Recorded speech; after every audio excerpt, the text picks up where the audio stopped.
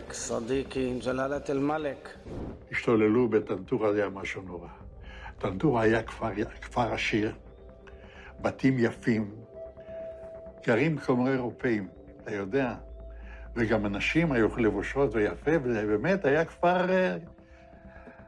אחד אנס שם איזה ילדה בת 16, משהו כזה.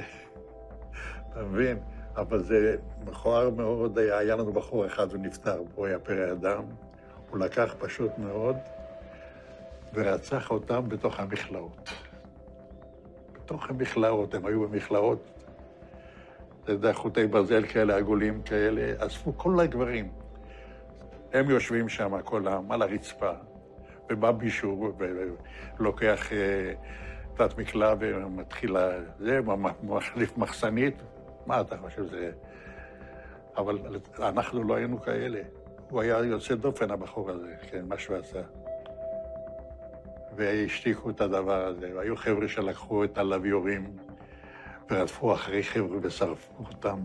זה היה משהו זוועתי, וזה אסור לספר, אני לא אדבר על זה, כי זה יכול להיות סקנדל שלם מהעניין הזה.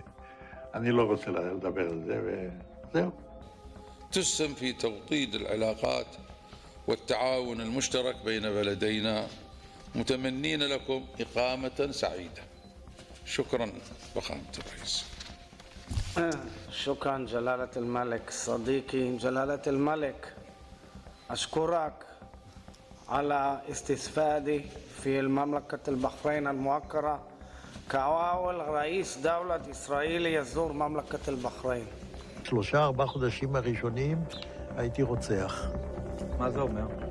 אני לא לקחתי שבויים. בזמן קרב, אם מישהו ירים ידיים, משהו כזה, לא לקחתי שבויים.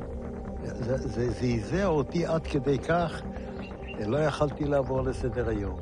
אם היה עומדת כיתה של זה עם ידיים למעלה, אז באותו יום הייתי רואה אותי, הייתי קוצר את כולם, עד כדי כך. כמה אתה חושב אנשים הרגת ככה? לא ספרתי. אני לא יכול לדעת בחיי.